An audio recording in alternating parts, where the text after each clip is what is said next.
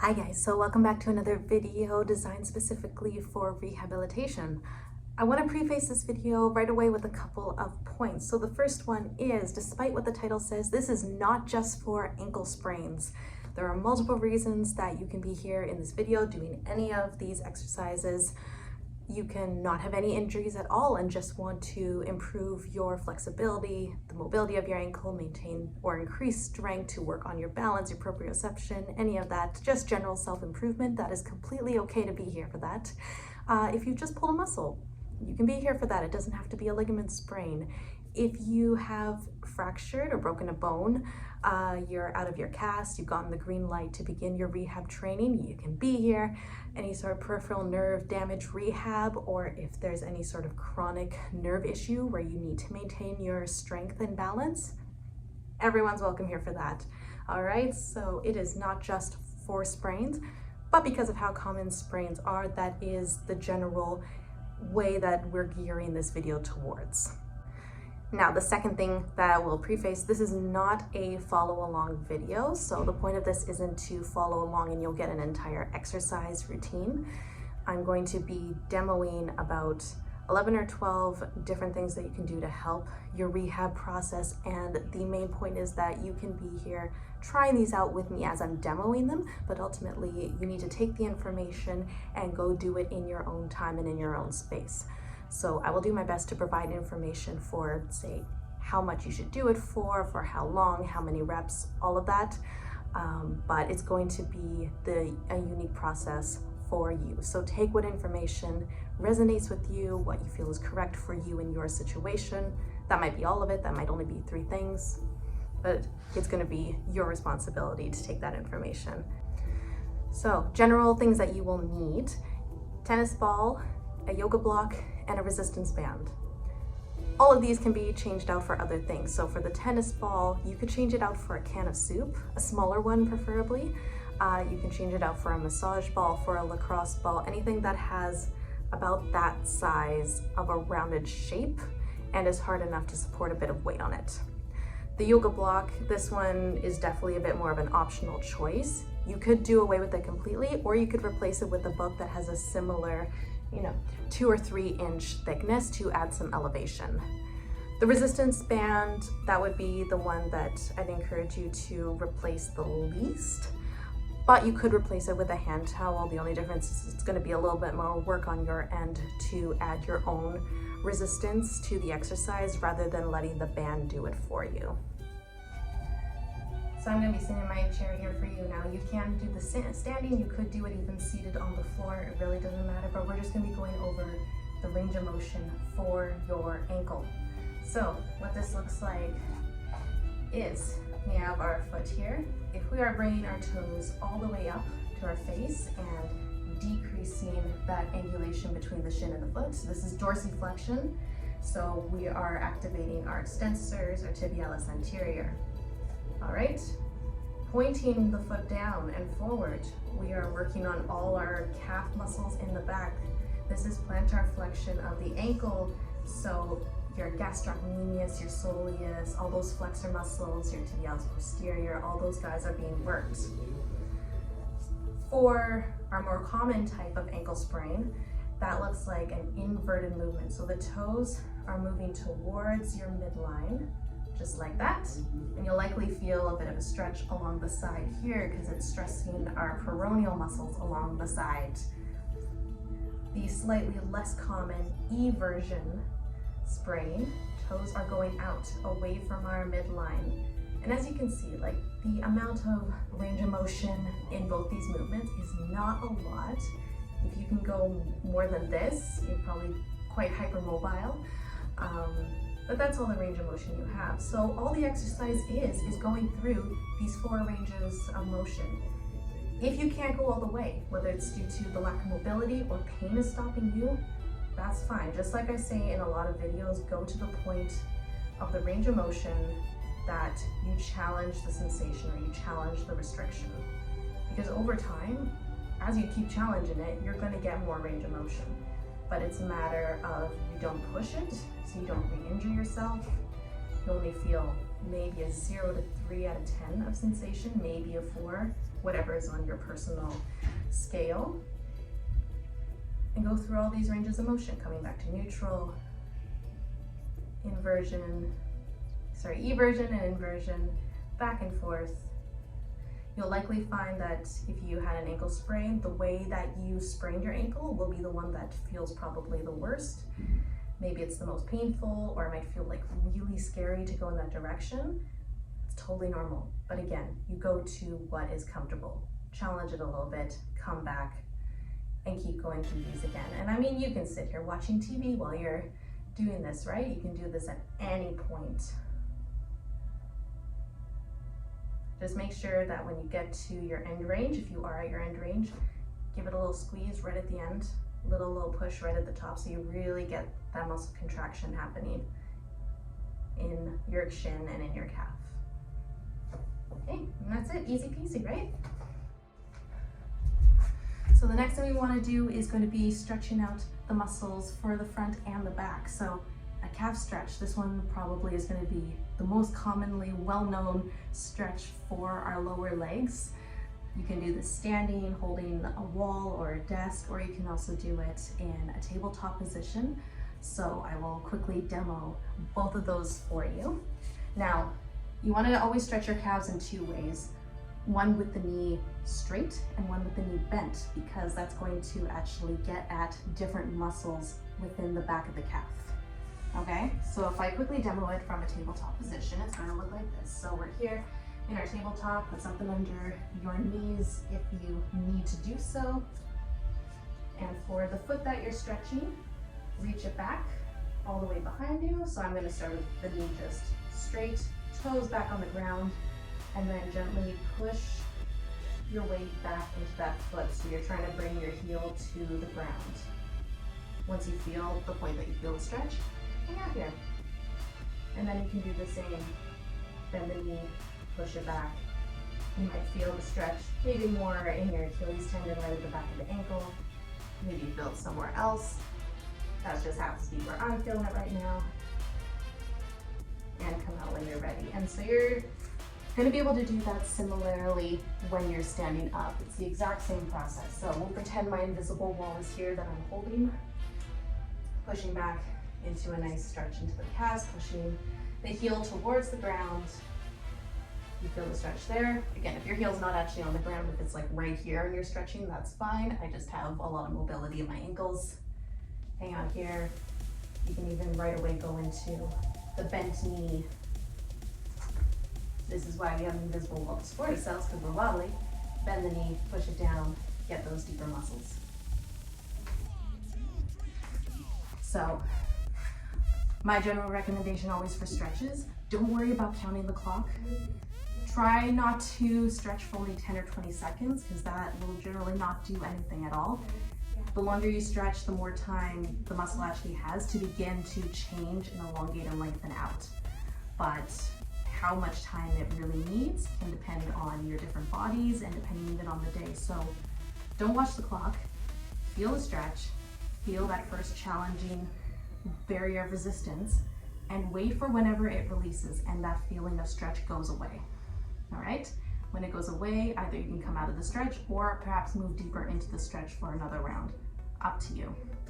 If you are really pressed for time though and you don't have time to hang out for as long as you want, I'd say aim for about 45 seconds to a minute. So the next part is let's stretch the front. So getting the front of our shins. Again, you can do this sitting down or standing against the wall, so I'll show you those two methods.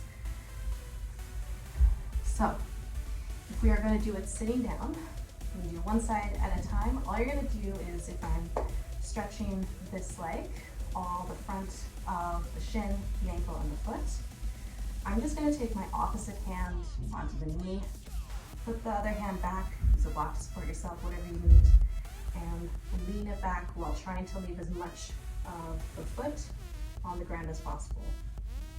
So this is where I feel a stretch. I personally feel it right here at the top of the ankle. If you want more at the top of the foot, try and leave the toes on the ground and bring the ankle up. If you need it more in the front of the shin, a little bit lower, try and get that angulation of the ankle to happen. Or go back and forth like I'm doing right now, just play around with the sensation where you feel it.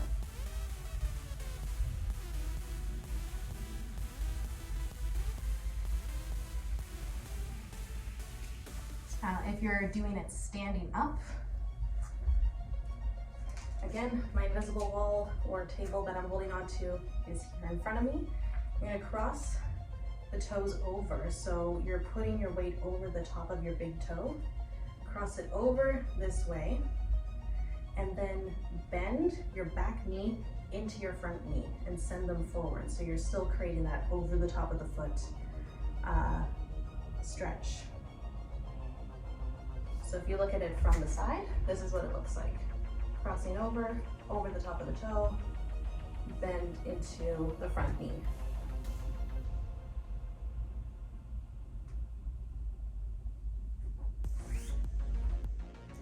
Next little bit, we're gonna be here and you're gonna get a close-up of my foot because I'm gonna show you how to do your own release for your muscles in the front of the foot. Now, there's a way to do the back of the calf as well. I'm going to have that video right here for you to look at. Because I've already made the video on how to do a myofascial release for the calves, I'm not going to include in this one to lengthen out the time. So look at that video, that will show you where to go. Otherwise, if you turned your annotations off and I was just showing off the crotch right there, the link is going to be in the description. So this is the point where you're going to take your tennis ball or whatever similar object you have, put it under your foot so you have a support. I'm gonna pull this up, and you want it just enough that you can kind of curl your toes over the ball. Now, generally, I would say start with this without lubricant. If it's really intense, the sensation, add some sort of lotion as a lubricant so that it's not as pulley, not as intense. Some minor kind of rippy, burny feeling is very normal because we're doing myofascial release and that's a normal sensation for working through the fascia. Now, you don't necessarily have to start all the way at the top where the major tib ant starts. I usually start right about here at the lower half of the shin. And you're gonna go to each and every single toe, 3 strips to each toe. I recommend just kind of have one thumb over the top of the other. You could do fingers this way if you really want to. Again, doesn't matter, just be very mindful of using the strength of your forearms so that you're not just hurting your fingers. So press down into the muscle and begin sending, with that pressure down, sending the fingers down over the muscle. If you were to lift your toes up, you can kind of see your own tendons popping up, and those are the tendons that you're following. Now, I am pushing this a little bit faster for the sake of the video again, but you can go as slow as your body needs. So once we get to the end here and get to the big toe, that's where I'm going first, I'm gonna go all the way to the end of my toe and curl it over. Okay? So we've just stripped from that lower half of the calf all the way. I'll point my toes a little this way so you can also see the top of my foot a little better, but generally keep it relaxed like that. I'm stripping over top, all the way down. And like I said, I would do 3 strips to my big toe, but for the sake of this, I'm gonna quickly go on to the next one right away, all the way down to the next toe, curl it over all to the end. All right, start at the same place. Strip it down, strip it down.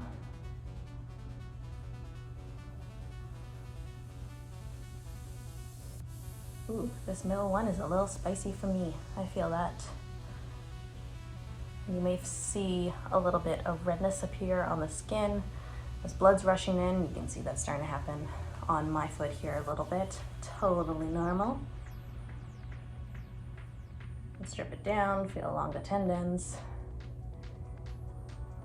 If you find a spot along the tendon has a lot of sensation, you know, go back, go over that area. If you feel the need to, get curious about it. Get curious about what the sensation is and what it's telling you in your body. All the way to the end there. And curl over. And so when I'm curling it over here, over the ball, I am kind of pulling it so that the toes touch the ball. And that's kind of why I have the ball there, for that purpose, so that I have something to curl over, versus if I'm doing it on the ground. Like I said, you don't necessarily have to have the ball. You can do this without it, but you're just kind of doing it on the flat foot and you don't get to add that extra extension through the toes. That's the only difference. But now that we've done a very super fast myofascial release on one foot, you can come here, point your toes, see the difference. Point it that way. So if I pull it, you can kind of see, like, I'm contracting my calves as hard as I can right now. You can see my left foot has just a bit more flexion in it. And I did this for what, a minute? All right, the next piece that we're gonna be doing is, now we're gonna be going into a little more active mobility. So we're gonna do a Malasana squat. And if you're not familiar, it's a yogi squat where it looks like this, where the feet are slightly more than shoulder width apart. The legs are out. You're as far back down on as you can be to try and get your heels to the ground. So you're not up here like this in a squat, you're actually all the way down so that the backs of your thighs and your calves are touching each other, okay? Of course, not everybody has this mobility, and that's fine, and that's what this is going to work towards. So this is where we can use a chair, and you're gonna use this as your support to start rolling back and forth. So come up on your toes, come up forward, and then come back as far as your body lets you go. And this is all you're doing. And you're also going to get the muscle activation because you need to use the bottoms of your feet to push yourself back up. So you're getting a bit of strength training in there as well, and warming up those muscles. And by all means, if you want to come up and stay in your squat and stay here, maybe you can put a towel or a pillow or something under your toes to support. You can stay this. If you feel a good stretch here, this is a good place to be to challenge that mobility in your squat. By all means, do so. All right, but if you want to just keep it moving, I'd say aim for 10 to 20 so that you really get a good warm up through all of these muscles and through the joints.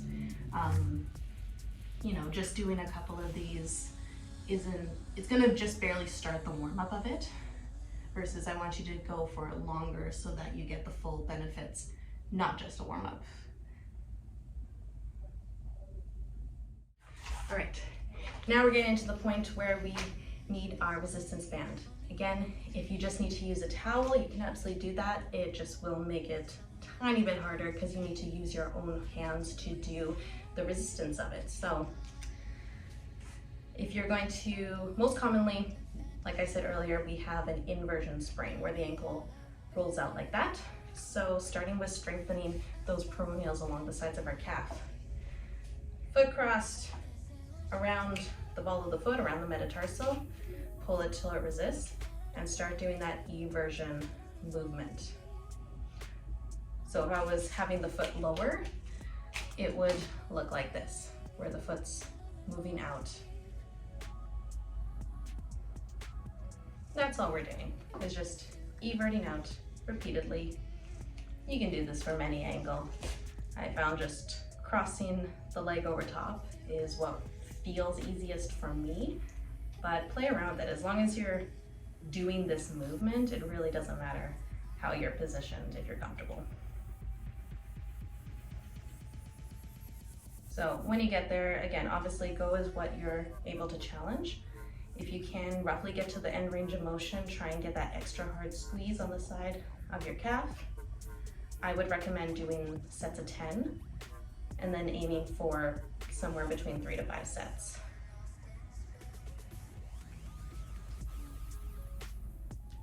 Good. And now the opposite way. So doing that inversion movement, which will be really good if you happen to have an eversion sprain and the foot is weaker that way. So you're gonna do Same thing, opposite way. So over here, pull out to the side, and do your inversions.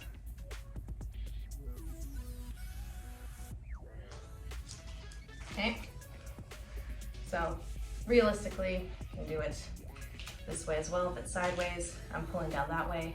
Just try and lift the toes up towards the sky. And this is the easiest position that I would find it in.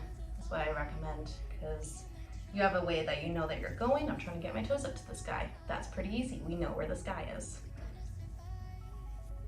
You could always wrap the other band also around the opposite foot on the ground if you don't want to use your hands to stabilize it. And same thing, aim for 10. Try not like whip them out as fast as possible, you know, do it slower, make sure it's like really controlled, intentional movement, both going into it and slowly returning back out of it, so that you're getting a strong contraction and a strong release. So for getting the calves, you can also do pretty much the exact same exercise. I am going to move myself down to the floor because that's where I prefer to do them, but you can still modify and do this on a chair if you want to. So if you're on the ground, you're gonna do some ballet points. So we're gonna get the band around the metatarsal just like before. Pull it into a resisted place. Now, what I would really like to see, you can stretch it back this way. You can also get a calf stretch like this, obviously.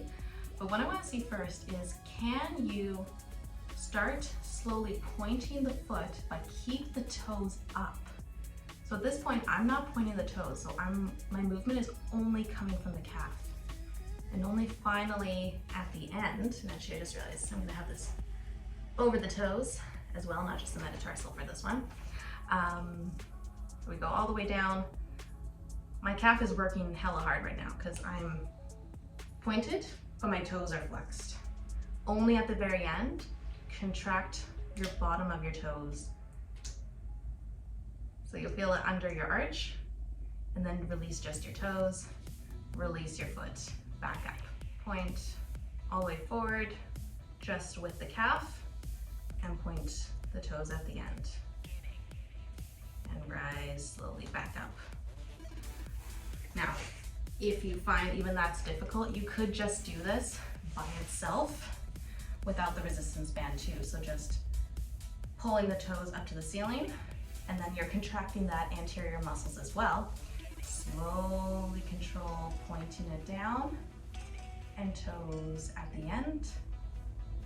Release the toes, slowly pull it back up. Point it down, point the toes, release the toes, slowly return, and contract those shins right at the end. So you should, when you do your 10 to 20 reps, you should feel the warmth on both sides, the back and the front, as well as under the arches of your feet.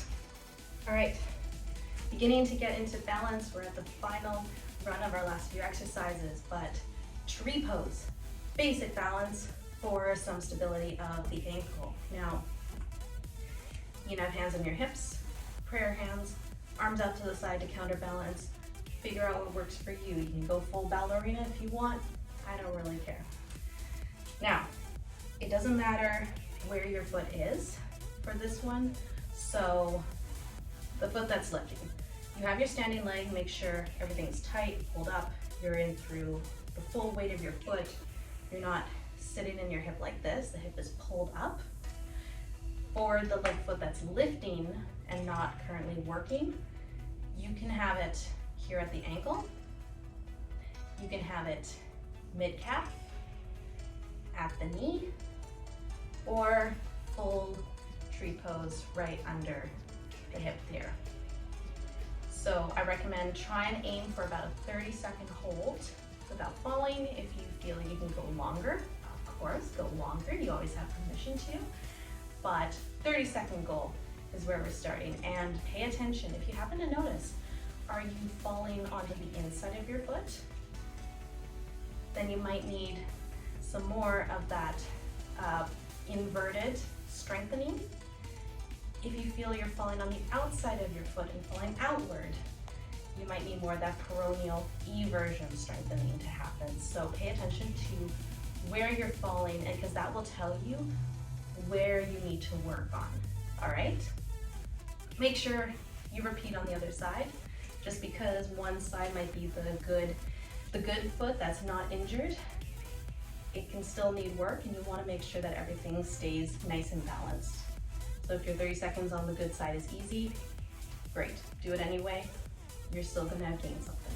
Similarly, for balancing wise, the next one that I'd also recommend is doing a warrior 3. So I'm gonna quickly demo it. If you want a greater detailed explanation of how to do it, I do have another video for that here as well, okay? So, but what warrior 3 looks like is you're coming into a T shape with your body. Try, even if you can't go fully horizontal, try and just keep your head to your ankle in the same parallel line. So my standing leg is the exact same, everything's pulled up, I'm not dropping into my hip. My other leg's going back. Again, hands on hips, prayer hands out in front of you, doesn't matter. And aim for your 30-second holds. Slowly return, try and keep it as controlled as possible. Switch sides, all right?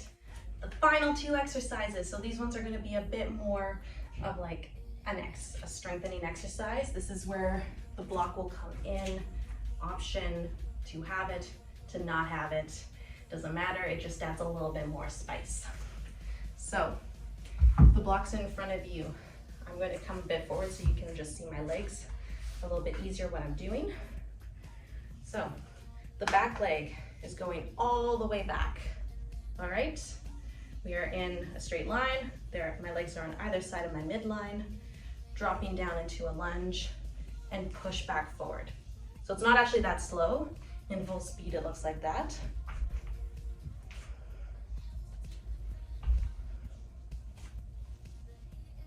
As you might be able to see, my supporting leg here is a little wobbly. I'm falling on the outside of my foot, so that's what I need to be aware of. Whee.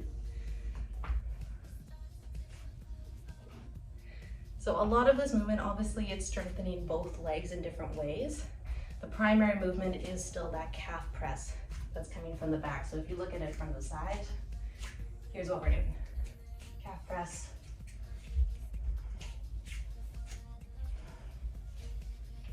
Okay, this one, 10 per side. Okay, you don't need to go too crazy. All right, I'm gonna switch legs for the second exercise, which is kind of doing a Demi Squat, which is still getting at the calf and glutes. So from the front, I'm same thing, my feet aren't all the way back. They're only slightly behind each other, and I'll show you the side view in a moment. You are dropping yourself down into as much of a squat as you can and coming back up. A lot of this weight is in the back foot, not the front. You should feel it in the calf, in your glute.